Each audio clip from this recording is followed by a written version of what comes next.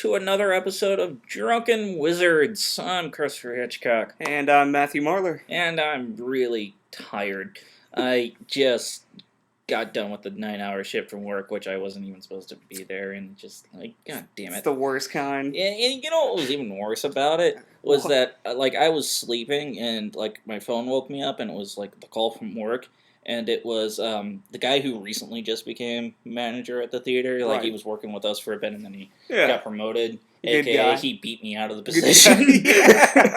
But you know, and we're friends. Like, we're still good friends and everything like that. But now he has that job of just like, yeah, I hate to do this for you, but I got to be an asshole and ask you to come in, kind of thing. Right. I'm just like, I trusted you, man.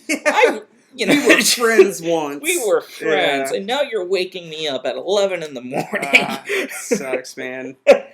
But yeah, so I had to deal with that, and not only that, I had a bit of a creepy kind of sensation before I left. Like, I'm not even making this up.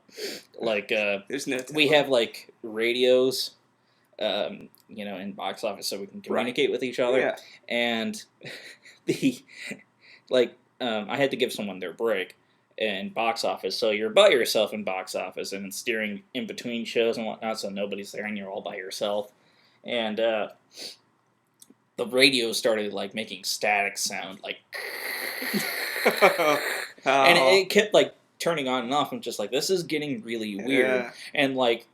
And it even got to the weird point where it was just like, it would make the static sound, and then someone would walk in and it wouldn't make the static sound anymore. Wow. I'm just like, white noise style. I'm just like, oh god, I'm in Silent Hill, aren't I? I'm just like, it's so much fun. It's one of those things. It's just like, I couldn't ask if anyone could hear it because like every time someone else came in, the sound would go away. It's creepy. But yeah, thankfully it wasn't like that all day. Outside of that, I was just making a lot of pizzas. Yeah. But let's get to... And now it's over, so... Yep.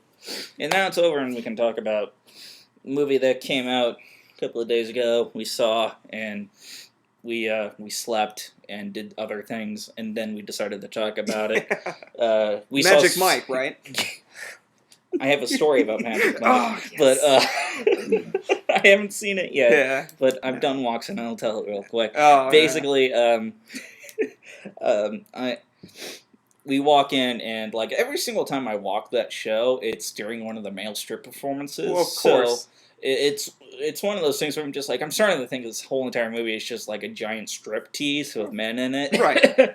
But like during the second walk, it plays a song that I'm horrifically addicted to. Oh, like man. every single time that song comes on, I have to stop and listen to it.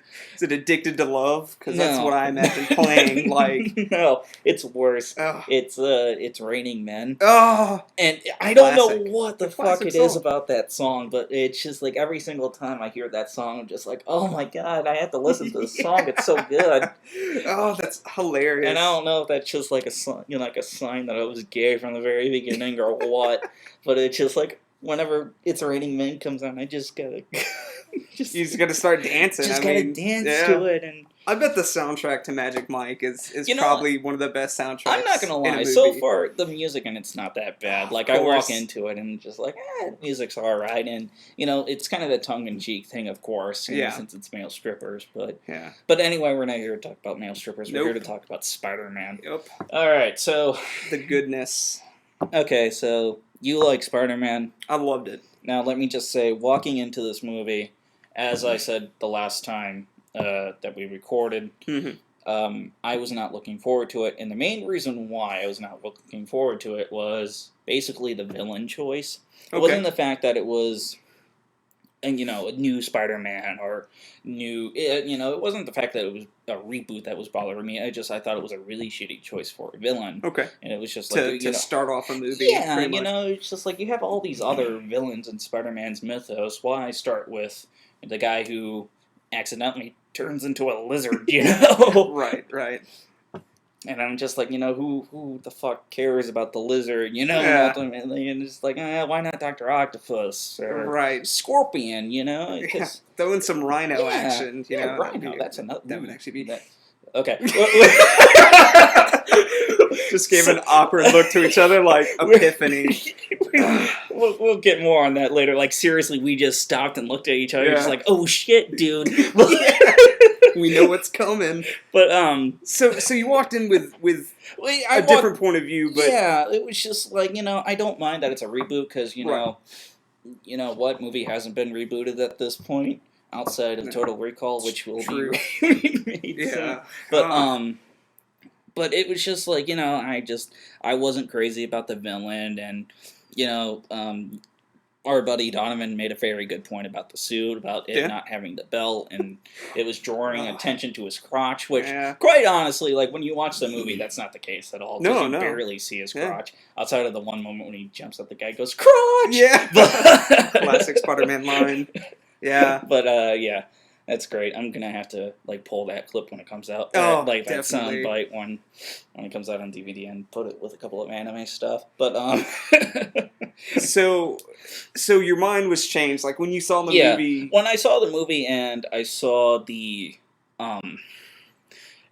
how seriously it was taking the origin story and how they were keeping it in high school. Even though I'm one of those guys where I prefer Peter Parker being an adult. Right. I thought the way that they handled Spider-Man in high school was a lot better than a lot of the comics that I've read when he's in high school. Okay. Because most of the comics I've read when he's in high school, it's just like, I gotta turn in the homework assignment and stop the Green Goblin, Yeah. It just that stuff cheesy like that. comic book style. And watching the movie, it wasn't like that at all. It Right. was just, Peter Parker... Speaking of which, Peter Parker, he is Peter Parker. Yeah. Like, that was another thing I really liked about the movie, was that he nailed... Andrew Garfield, for he, people who have not seen it or do not know. So. He really, really nailed what it was like to be just socially awkward and being an outcast, not just for being a dork, but for being kind of abandoned. And like that, it really did seem like the abandonment of his parents was a main reason why he didn't want to connect. Contributing factor. That he didn't want to connect with anybody else. See, and I will say this, my, well, I guess before this, leading up to the movie coming out, I was actually very excited for it because when I first saw the casting, I thought it was fantastic. The fact that they were doing Gwen Stacy instead of Mary Jane. That was another thing for me, because for all those who don't know, I hate Mary Jane. Yeah. I hate her so fucking much. Just stupid femme fatale character. Yeah, and I mean, you gotta love the redheads, but no, man, well, I do. I can tell you that I do. But no, Gwen Stacy's it's so much better in my opinion. But what you were saying about Peter Parker being an outcast, that was actually one thing I was worried about. Was obviously in the comics he's an outcast and he's picked on because he's a nerd in the sense of science, geeky, all this stuff. And when I saw this and it's like he has his hood up and he's like riding a skateboard, and I was just like, oh, please don't do this to me. Like, I thought they were gonna have My Chemical Romance playing. Yeah, exactly. Or why did this happen to me? Exactly. I thought it was gonna be really, I don't know the word, emo-ish, whatever it may be, but it did not. It did not fail. Like, he did such a good job. Like you said, he embodied Peter Parker. And I actually saw an interview where he said that he had been reading Spider-Man comics since he was 3. Obviously, I don't know if...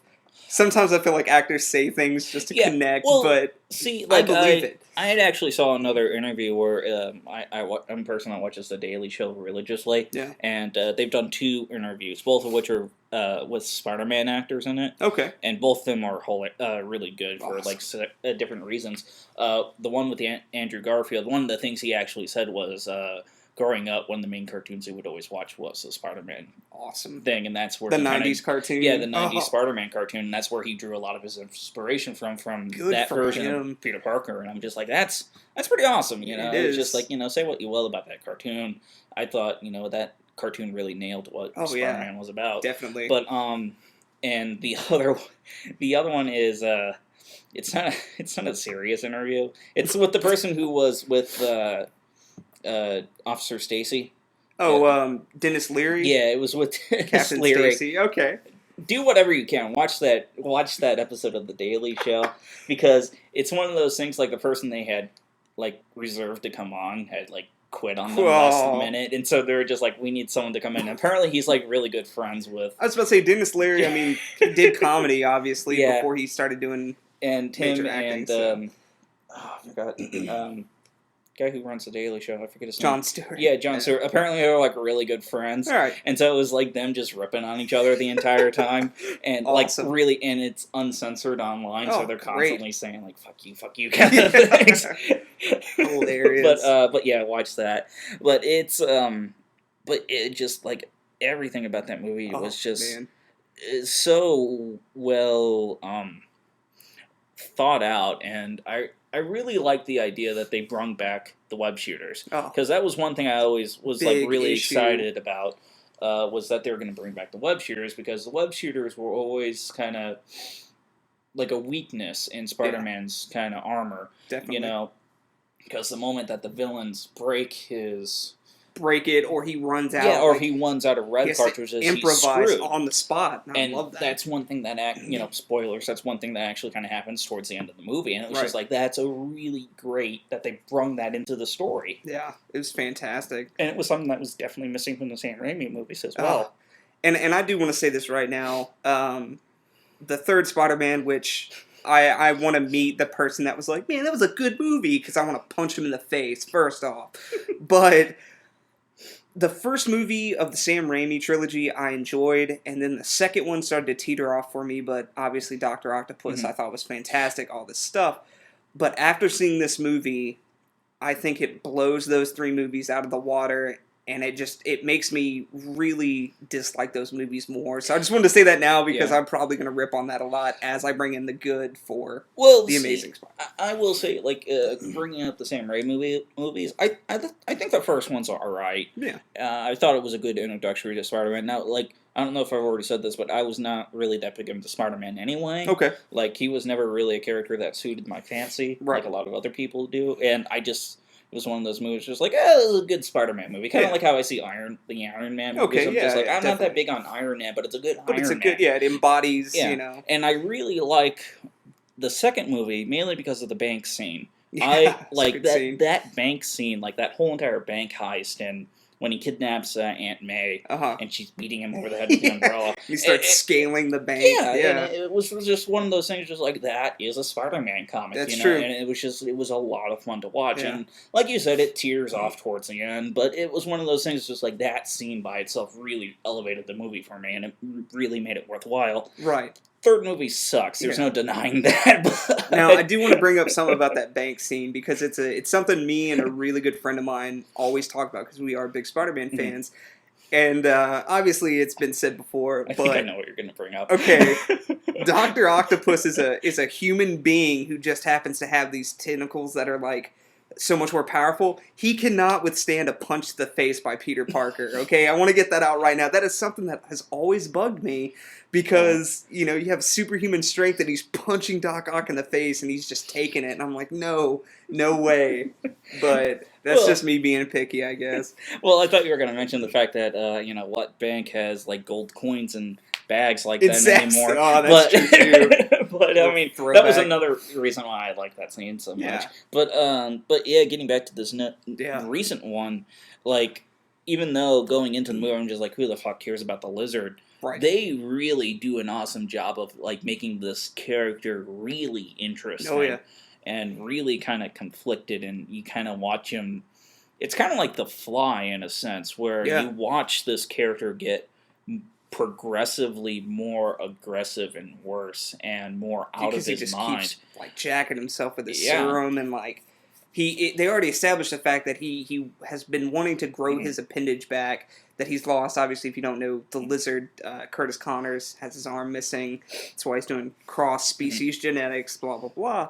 But yeah, it really does drive him crazy. And what I've always loved about the Lizard in the comics and stuff is that when he is human, when he is Curtis Connors, he is still a scientist, and like he likes Peter Parker, and they combat each other with like mentality and stuff like this. Yeah, he's basically and kind of a basic, overused villain type character where he's a Dr. Jekyll and Mr. Hyde type character, where his human persona is just normal and happy go lucky, and then he takes the serum or whatever and changes into the monster, and then goes crazy. And with this case, I thought it was really well done. Yeah.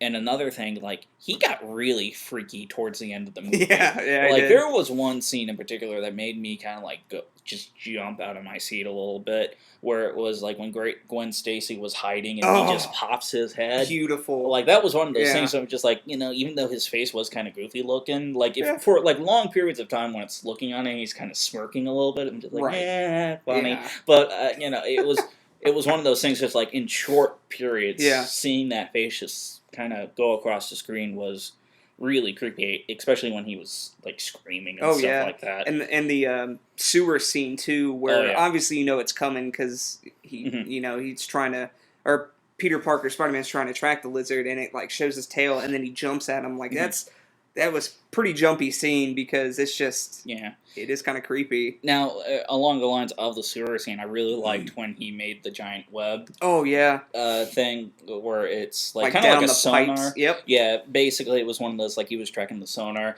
and the thing I love the most about that scene is like when he's waiting for it, he's just playing with his phone, and that was classic Peter Parker. Yeah, which was like like you said, classic Peter Parker, which is just like I would totally expect Spider-Man just to like play Angry Birds when he's. I mean, he's got nothing better to do, and that is something else. You were talking about the high school scene and stuff like that. They do modernize a lot of things, obviously for today's generation, and I do like that as well. Another skeptical thing, and even though it was well done, I've seen the origin of Spider-Man so many times, is what I'm trying to say, that I thought they spent a lot more time when I would like to see Spider-Man, being Spider-Man and like beating up on the bad guy and stuff like that. But again, it was done fantastic. Right. So. Well, my problem, that's more or less my problem with superhero movies in general nowadays, is that we spend so much freaking time on the origin story. Like, it's like the only thing that most Hollywood people know how to do nowadays is just to retell the origin story. Exactly. And it's all because they're trying to reach, people who maybe haven't read the comics and stuff, which I get, but it's drives me nuts. It is one of those things where it's just like, it's one of the reasons why I liked Avengers. It's one of the reasons why I liked The Dark Knight, was because it was not an origin story. Yeah, it was right into the action. It was right into the action. Here's the villain. Here's the problem that we have to deal with. Kind of storyline. And it's I can't remember who said it, but it was just like, I'm tired of seeing the first movie. Just give me the second one at this point. Right. But I'm kind of the same way. But at the same time, I thought this was very well done, especially considering what we were given before. Yeah. Again, I liked the first Spider-Man movie for what it is, but I will acknowledge that this one is a lot better. Although, one thing that bugged the hell out of me was something, like, I laughed a hell of a lot harder than I should have. Oh, I remember this too. When I was like watching the theater, like it was one of those scenes where it was just like really quiet. Yeah, nobody. And nobody was talking, and I saw something and I just started laughing my ass off. And it's when the lizard finds Peter Parker's camera, and on the back of it has the little tape etching on it, says property of Peter Parker. Just a total throwaway. It was just like, the fuck? Yeah. Oh man, you were laughing your ass off at that part with due reason, because again, it's like, I don't know. It's just like, why would he leave that on there? Yeah. Well, and it's funny. It just hit me like now that you say that.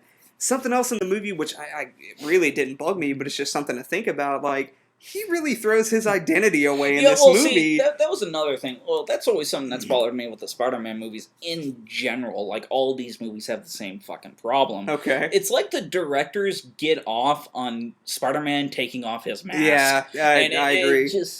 And that's always something that's bugged the hell out of me. And I just kind of realized, no pun intended when we say bugs the hell out of. Yeah. But, it does. But it's it's just like, a superhero is supposed to have a fucking secret identity. Yeah, seriously. You know? In this movie, he really does throw it away. Like, Yeah. on the bridge scene where the kid's trapped in the car. Spoilers again. Well, it's one of those, like, that one I kind of understood because he was really freaked out when he saw Spider-Man. Yeah, and I understand. Yeah. And taking it off is one thing, Mm-hmm. but going, put it on, it'll make you Now, stronger. I'm like, kid, this car is on fire. You climb. Like, there's no sweet talk about it. You climb out of this car. Well, see, at the same time, like, with that line in particular where he says, put the mask on and it'll give you strength. Right. I thought that was one of those things where it was, how, like, people are just, like, they wrap themselves up in, like, cosplay or something like that, where they're just, like, putting on a suit embodies you to become something more than you are. Yep. And I kind of saw that as something else, that Spider-Man is more of an ideal than an actual person. Yeah, agreed. And, which I guess would be like, which they kind of talk about in Batman. Yeah. To Gotham, I guess it's an ideal. And that was like the one reason why I like that. Not only that, but I have this very strong.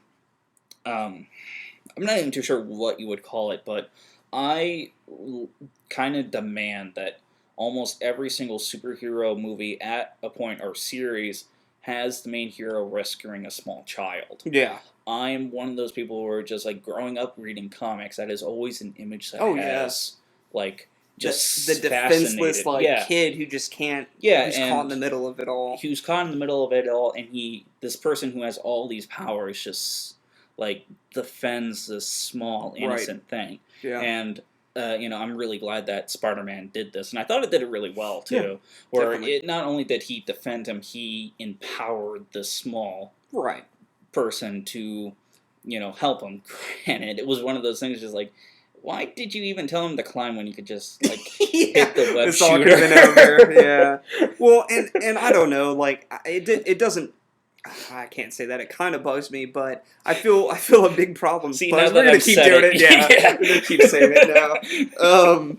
No, but what kills me is Hollywood has this idea, at least this is my opinion, that they have to pull on the heartstrings so much, and they throw in these over emotional sometimes, or maybe too much emotion, like, spread out. Mm-hmm. And I don't know, and obviously in the movie it's like Ben Parker died, which I do want to say Martin Sheen as Ben Parker did he's such a fantastic job. Yeah, I mean, changing topics real quick to Uncle Ben in this movie, I liked him a lot more than in the other movie, because in this movie you really got to see him as a mentor. Yeah, they spent time on him. Yeah, thankfully. like, he clearly raised this person correctly, where he congratulated him, he encouraged him to be smart, and he yelled at him. I was about to say, he idiot. also disciplined him, which I love. Like, that, I thought it actually gave me chills. I'm not gonna lie, this sounds really, really kind of nerdy, but, like, it gave me chills when there's the scene where Peter Parker shows up. He was supposed to pick up Aunt May, and he doesn't. She had to walk 12 blocks, but he gets up on the steps before he walks in the door, and Ben Parker's sitting there, and his phone rings, and he tells him, "Don't answer it. I just wanted to make sure it worked." And then he just lays into him, like, your aunt had to walk 12 blocks alone. Like, I was like, oh man, like, this is, he is the father figure. Yeah, he was clearly intimidating, and he was, and at the same time, he was this authority figure, like, without being crossing that line of being abusive or being anything like that. Because he was still respected. Like you said, he congratulated. And it was very clear that he loved Peter Parker in this movie. Like, he really did love this kid. And just really well done. And when he died, and not only... Somebody at work today, when we were cleaning one of the Spider-Man theaters, said, like, I didn't like the fact that, he got killed so quickly after he let the robber get away. And I'm like, that's kind of the point of the story. Well, it is kind of quick. Like, the lead up to it is great. And he obviously gets shot and the bank robber runs away, and there's that little, like, Uncle Ben, don't die on me type thing. And I did feel like it went a little quicker, but it's like, again, I don't want this heartstring, like, 15-minute don't die on me death scene, so... Well, at the same time, it was one of those, like, at the same time, you saw the immediate reaction to him not stopping the other person. Yeah. And the other thing I love about the movie, he never found the guy with the star on his hand. Yes. And it'll be interesting to see if that's going to come up in the other movies or not. Hopefully it's not the Sandman. Oh, God. Oh, just another... I just want to punch every cast member. Oh, but, I'm not a bad person. I'm not a bad... It's like damn Van Helsing, Frankenstein, I want to live. I was like, oh. You don't like Van Helsing? I didn't like Van Helsing. Oh no, it's that'll be another episode. But I guess another person I want to bring up is the love of my life, pretty much, Emma Stone, man, as Gwen Stacy. Like I cannot talk about this movie without talking about her, because the first time you see her, it's just, I don't know, like, it's perfect. Like, it made me fall in love with Gwen Stacy the first time I saw her, and I'm gushing, I'm sorry. But, it's fine. I'm gonna say the exact same thing when Batman comes out. And Anne Hathaway, of course. Catwoman. No, but, I mean...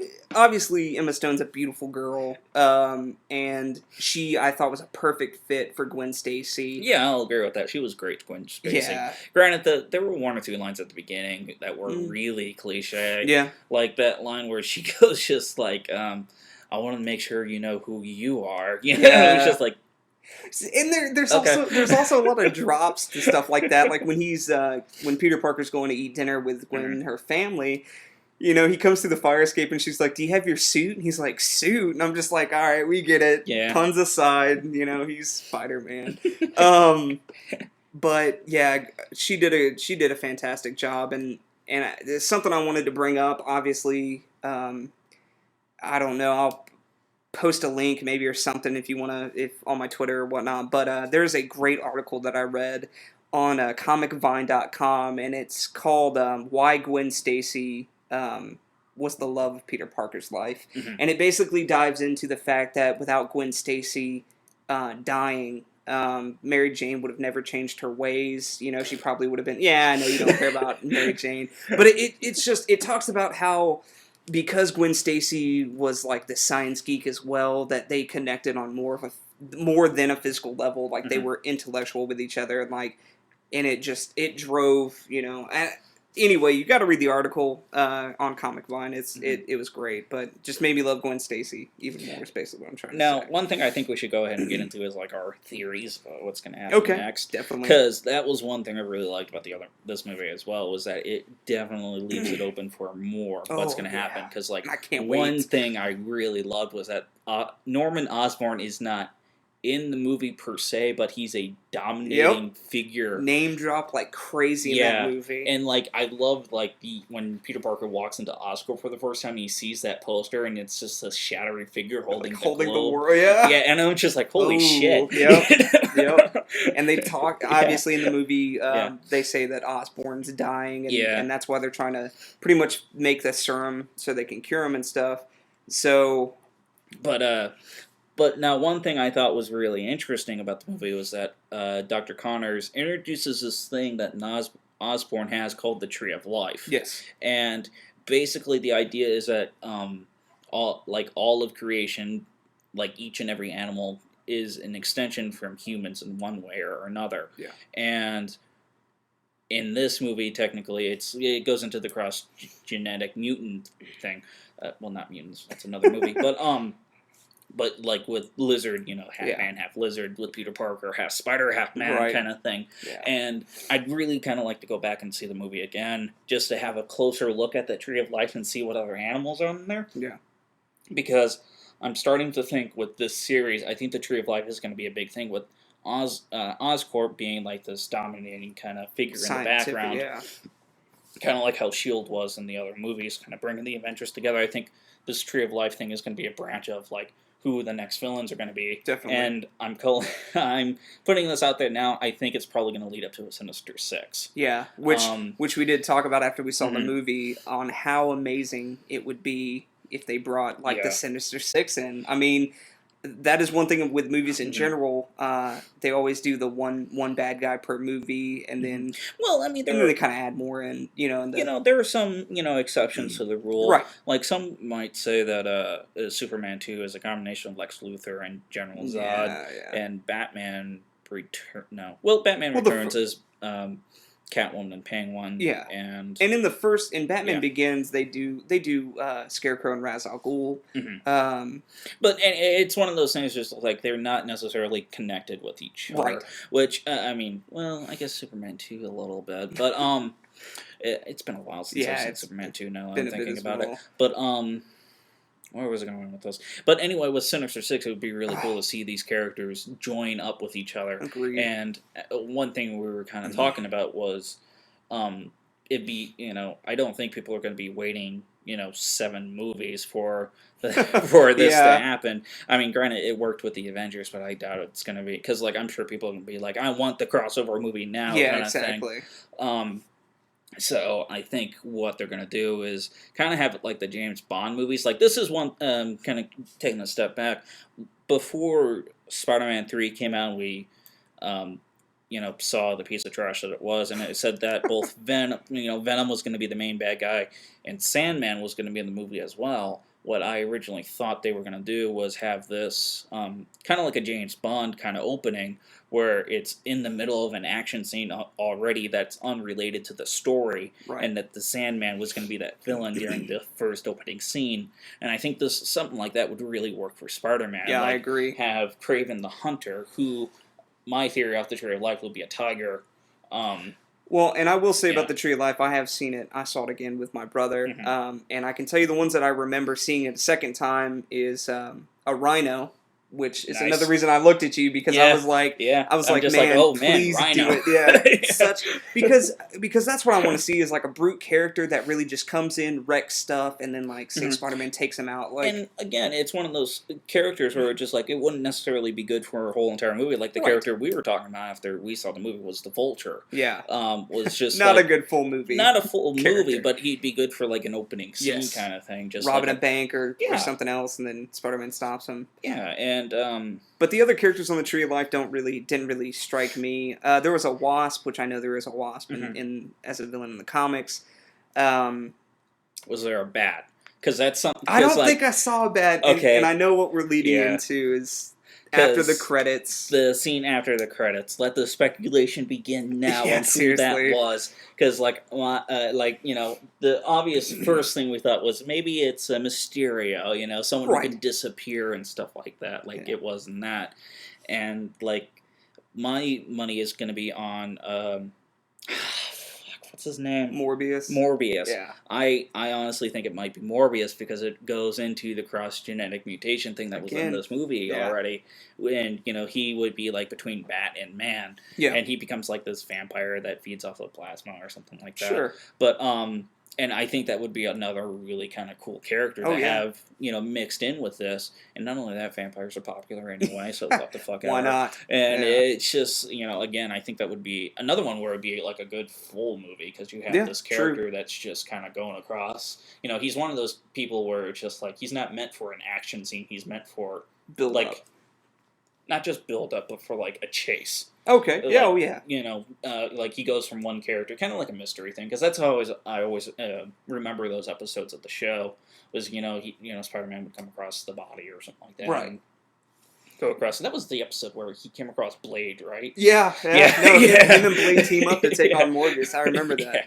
Yeah. But no, at the end of the credits, I've talked to a few people, and obviously they have their opinions, and they're like, maybe it's just a lizard again, talking to himself. And I'm like, here's the difference. No. Yeah, I'm like, first off, you're an idiot. Yeah. No. When does the lizard ever wear a hat? Well, no, and that's the thing. He never actually personifies himself into another person. It's just him talking into his mind. Mm-hmm. So when you see this character talking to himself, another speculation somebody said is the emphasis on the lightning. Maybe it's like Electro or Shocker. And I'm like, here's my thing that debunks all of this for me is the fact that he disappears at the end, and that's instantly why I thought first character was Mysterio, because he disappears out of the cell. Yeah, that's what makes him awesome. No, like another thing, maybe it was just Norman Osborn himself. True. Like that's another thing where it's just like Green Goblin's done that once in a while. That's true. But and now that the serum is pretty much it's imperfect now. Yeah. Sorry, I started thinking about that lizard mouse. Oh God, another random. Just gonna say it. I thought the lizard mouse was like frightening. Like it was. It's just that little thing going like. But then it like looks up at him like you see me. I'm like, ugh. No, but for me it was just so weird because it's like I'm sure Peter Parker could have made the connection without seeing a mutated reptile rat eating another rat. I don't know, but call me crazy. But it was just random. The look in its eyes. As it's eating. So frightening and hilarious at the exact same time. True. Yeah, I mean, I'm trying to think of anything else, man. The movie just it really blew me away, and I'm excited. Oh, my take on what's going to happen. Mainly, what I want to see and what I really think, I'm going to say it. I know they're building up to this. Is they're going to kill Gwen Stacy? Well, yeah. Which, but a lot of people, I don't know. I don't know. Anyway, I cannot wait. Because in the comic, obviously, that is such a prominent, memorable, it's a giant story. Neck snapping, yeah. It's always been a giant staple in the comics and whatnot. True. And I think it's always been one of my favorite moments of Spider-Man because I love the idea of a hero failing, and that I think that by far is his biggest failure as a character. Right. And not it's something that he regrets. He regrets to this day. Well, not just that. Well, here's the thing. Like I remember, there's a novel. Two novels. I got like a combo novel thing, but it's called like Revenge of the Sinister Six or something like that. And one of the themes in one of the stories is the Sinister Six setting up traps in the areas where the people he had accidentally let die. Oh, wow. In the areas, and one of them is the bridge where Gwen Stacy dies. Right. And, it kind of goes in, that's always been one thing that plagues over Spider-Man is that he has accidentally let people die, or people have died because of him, which is something that happens in this movie, and I really hope that's going to be something that haunts him in this movie more than Uncle Ben. Yeah, because it's always been one of those things, like, everyone knows that Uncle Ben dies, but when it comes to other characters, which is one thing why I think they are going to kill Gwen Stacy, is because most people don't even know who the fuck Gwen Stacy is. That's true, too. And because it was just, people were just like, where's Mary Jane? Where's that redheaded girl? No, and you said it right. Ben Parker dying, the way I look at it is Ben Parker dying made Spider-Man what he is. And then the death of Gwen Stacy is like something that, I think it matured him as a superhero. Yeah. And it made him more careful, and it made him aware of like his actions and whatnot. And I think that goes for every single death of what happened with Peter Parker. Because like I remember another one from the comic was when he gets the Venom suit. This is one that he kind of blames more on the Venom suit than himself. Right. But in the back of his mind, it's like, no, that was me. Yeah. But like someone was going to shoot at him and he dodged and the bullet went past him and hit some random pedestrian and stuff like that. And I like that one as well. But I don't remember where I was going with that. But it was just, but yeah, Spider-Man, just really good. Like I went into it not expecting it to be good, kind of just expecting it to be a waste of time. But I came out of it thinking just like, I think I like that more than Avengers. Yeah. Like, I actually agree with you because obviously my thing with Avengers is it was really, really good. Like, I thought it was too Hollywood, and I hate saying that because obviously Spider-Man is another Hollywood movie, but it took itself, I don't know, so much differently than I thought it would. It was one of those where like you were expecting it to be, not when I say you, I don't necessarily mean you, but I mean like just people in general. Yeah. You were expecting this movie to be serious 100% of the time. It was like, oh, these characters, they're meeting up for the first time. They're dealing with whatever the alien creatures are called. And you go into it and it's surprisingly funny. Yeah, Which is, it's one of those where it's just like, it's a pleasant surprise, but at the same time, it's just like, at the back of your mind, you just go, I just wish this was a bit more serious. Yeah, I get it, jokes, but let's skip it. Granted, like, one or two made me laugh my ass off. Yeah, definitely. But, well, it was like when, I guess, spoilers for the Avengers. When, Is that even necessary? Yeah. When, what was the name of the FBI agent that brought them all together? Or the SHIELD agent. Yeah. When he died, like, I was like, oh my god, they killed him, kind of. Like, that was the one shocking thing about the movie. I was just like, oh my god, they killed that guy. Right. But, like, when he's, like, has the gun, and, like, Loki stabs him, and he's, like, dying, and, like, he hits the trigger, and he goes, like, oh, that's what it does. Like, I really liked that line. It was just, like, that felt really true to the character and whatnot. And I think that's the main thing that's, when it comes to humor. Like, with Spider-Man, there's a lot of humor in it.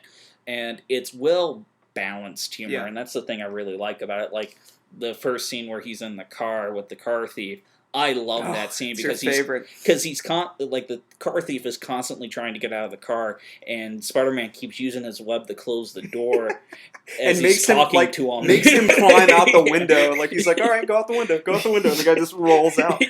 Yeah, and that's the thing, in Avengers, and I guess I'm just relating this because it's up now. Mm-hmm. People like Tony Stark, I get it's supposed to be kind of a smart ass and have the jokes and stuff, but when every single character is like joking around, it kind of lost it for me. Yeah, like another line that I liked, but I don't necessarily think it was good for the character, was when where they were talking about the flying monkeys, and Captain America goes, "Oh, I get that reference." Yeah, which I thought was funny, but at the same time, it was just like, I don't think Captain America would be the one making jokes. Exactly. But with Spider-Man, like that's what I love is he's that nerdy, kind of quiet, like humble person. But when he puts on that suit, like, he's joking around and he's just, because he's somebody else, he's trying to put on that face, if you will. And I just love it, man. He's sarcastic, and they did that, again, really well. Andrew Garfield did a fantastic job. That's just really, really fun movie. Yep. I enjoyed so the go hell see out of it, everyone, if you haven't. We saw the 3D. Yeah. Don't bother. It's not that great. Some of the land, like the city shots are not bad, but overall, now, I didn't think actually, that's one thing I kind of wanted to bring up was that I remember with the teaser trailer, one of the big things was at the end was the first person point of view shot of Spider-Man going through the city, which was the main thing. We're just like, oh, this might be interesting. Yeah. And when they get to the shot in the movie, it's like cut down a lot. Yeah, they cut it down a lot, and then I think they do another first person shot. They do another one, but it doesn't last very long. And I'm just like, I'm kind of hoping there's an extended cut where we get to see more of it because I really like those shots. When the trailer first came out, honestly, I felt everyone was going that just like, oh, what is this Mirror's Edge the movie? Well, yeah. Well, I felt that the trailer was, I don't know, rushed in the sense like they had to get something out, so they did the first person. I honestly didn't think they would keep the first person shot, and like you said, they cut it down so much. It kind of made me understand that maybe it was just trying to get the trailer out there. I don't know, but either way, 3D not worth it. Yeah, not worth it. I mean the last shot where Spider-Man is jumping and you see the moon behind him and he shoots the web at the screen, like that's so awesome. Like that is like the one good 3D moment in that whole entire movie. Yeah. And that's it. So basically what I'm trying to say is see the movie in 2D and then steal a pair of 3D glasses and sneak into the 3D show when it's about to end and just see that. Just watch that one scene. And then leave. Yeah. But and then watch the thing at the end of the credits, just try and figure out who it is again. Yeah, exactly. But no, definitely, and that's my biggest thing is, like, I don't usually plug stuff, but, like, I really want people to see this movie because I want them to keep making them because I think they're done well enough and I think they care enough about the story that I want to see. Like you said, I would like to see more than a trilogy. I'm not gonna lie. It might seem a little bit much. You want to see like a Rocky kind of. I kind of do, and I kind of want them to to go further than the trilogy. That's all I'm saying. But who knows if they will. I wouldn't mind them going. It's one of those as long as they can keep it up. Like, it's one of those like right now we say like, oh, I want them to go to movie 7. And then we can be like, but you remember that time in 4 where Electro was like sucking his own dick? Yeah. You remember when that Russian dude had Rocky down? Like, no. Remember when Rocky had the robot? Exactly.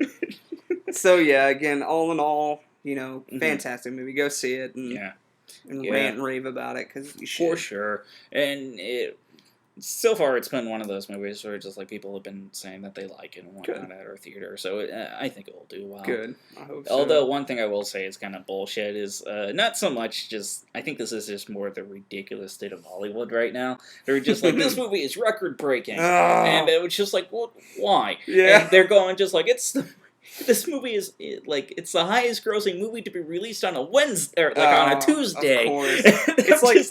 It's like who the fuck cares? Yeah, it's like a New York Times bestseller. Every book's a New York Times bestseller for a day. Like, yeah, I hate that crap.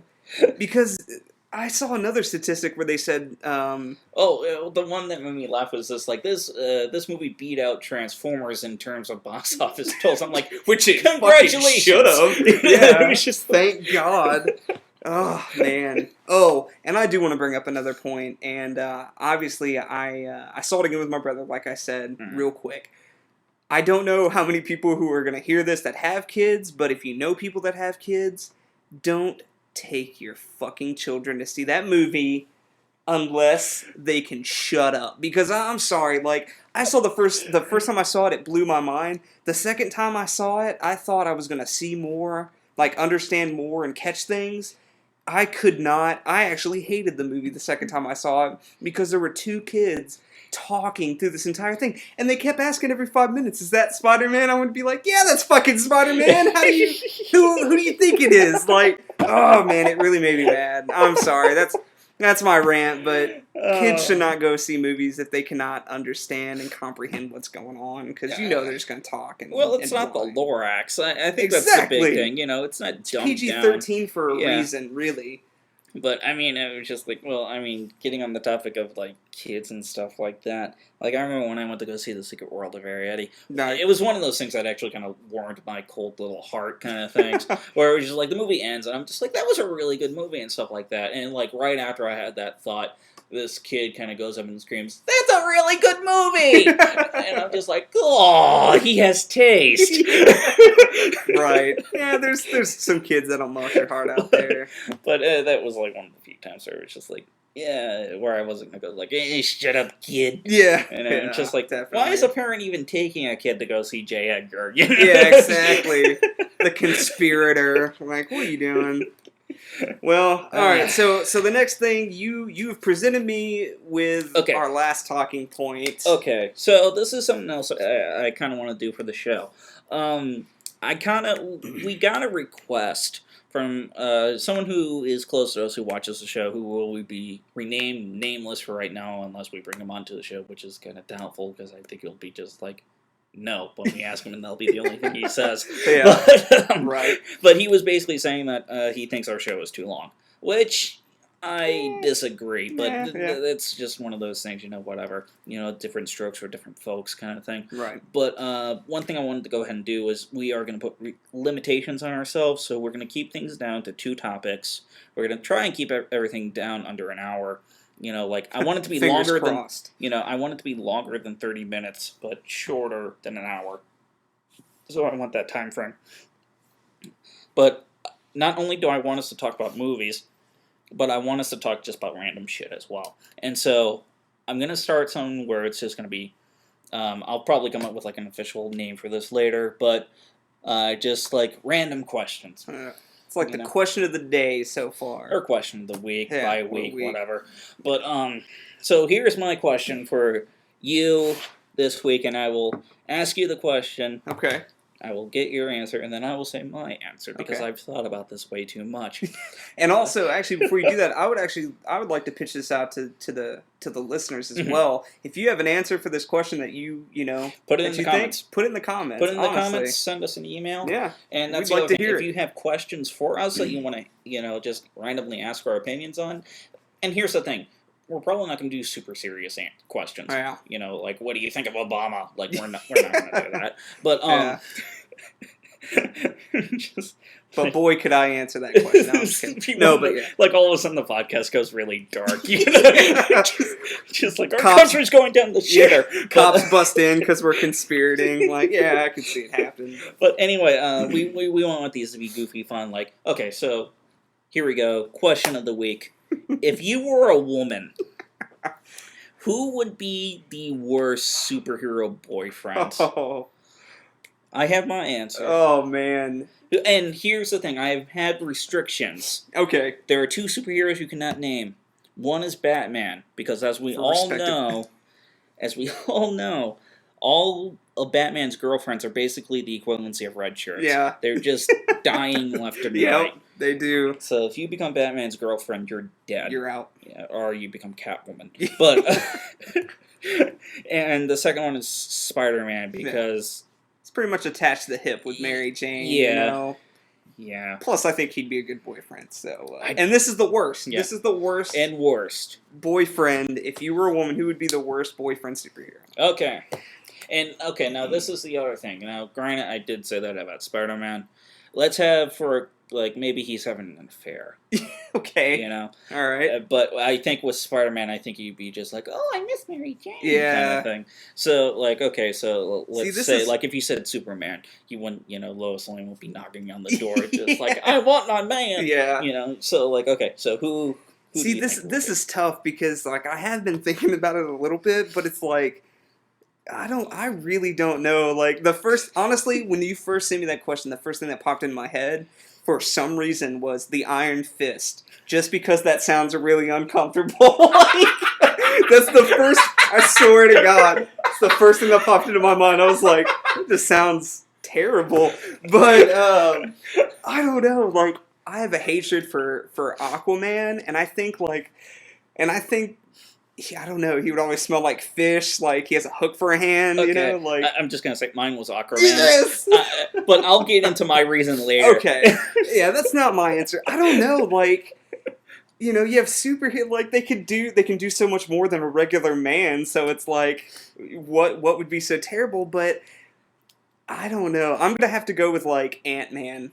Before he could turn into Giant Man, only Ant-Man where he could grow smaller. It's pointless. That's, I don't know. I don't know. I think sex won't be interesting with Ant-Man. Yeah. I mean, he could. Yeah. God, so many things just popped into my mind. As it should. Yeah. So. And for reasons, I don't know. I'm just going to go with Ant-Man. All right, Ant-Man. All right, well, as I already said, mine was Aquaman. Okay. All right, and here are my reasons why. One, you can never have seafood with him. You go out on a date, and he was just like, let's go get sushi. Yeah. And then he'll be just like, that was my friend. Yeah, exactly. Where do you want to eat, honey? Outback? I was really feeling some Red Lobster. That's... Yeah, and as they go to Red Lobster, and he'll be in the in the dining room, just kind of twitching, and you're just like, "What's wrong, honey?" And you're just like, "I hear the lobster screaming."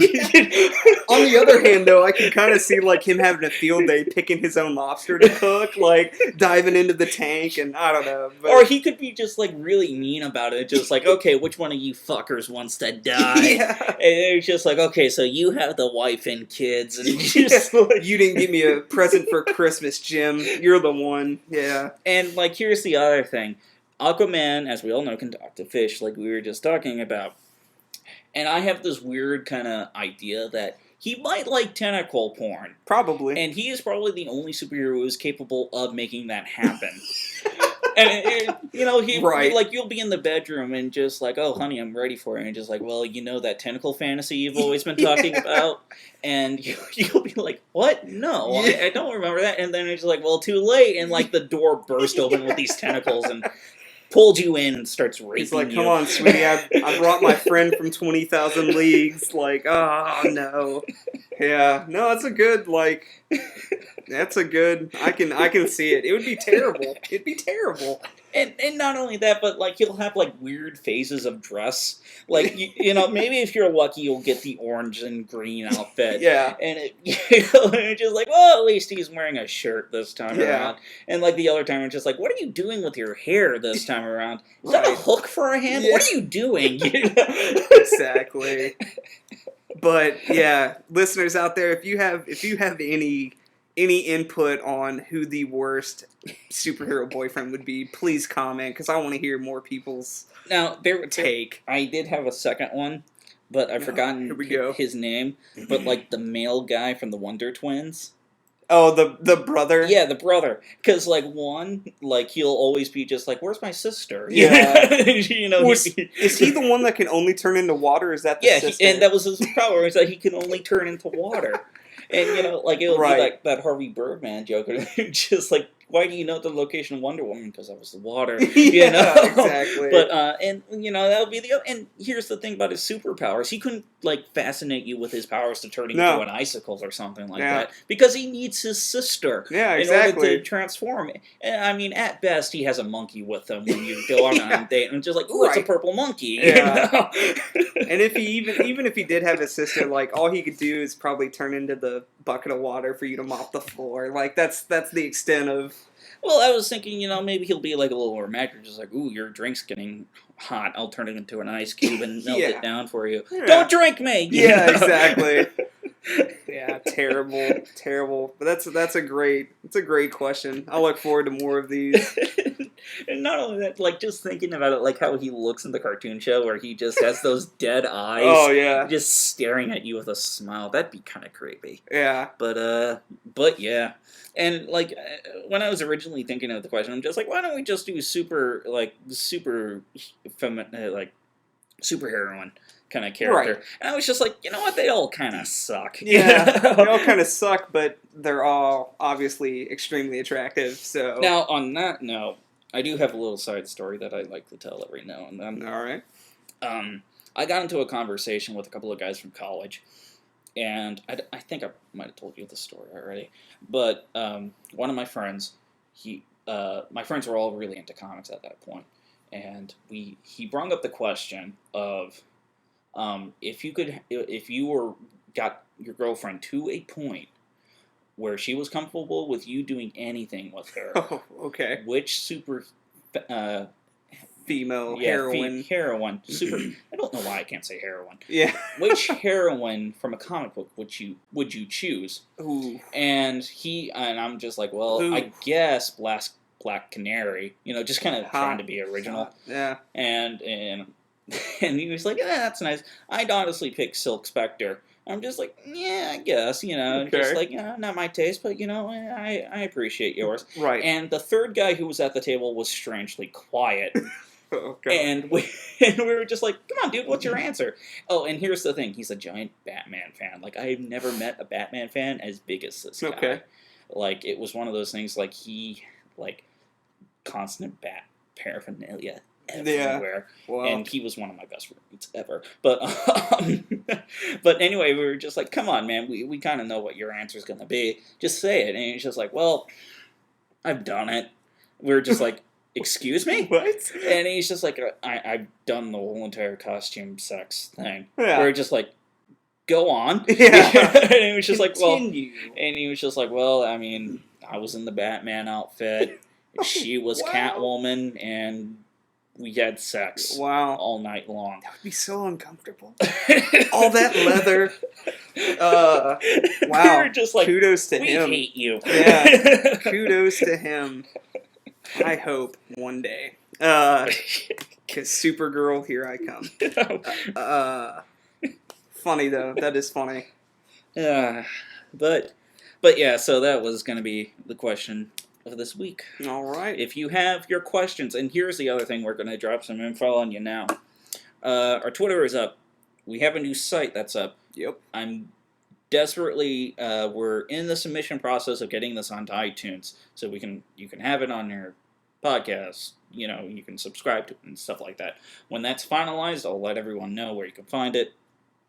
But now you can actually download the MP3 files from the site, the new site, and we also have an official email up, and the email is drunkenwizardpodcast@gmail.com. Not wizards, there's no S at the end of it, it's just drunkenwizardpodcast, all one word, @gmail.com. You can also connect us on our Twitter, which is @drunkenwizardp.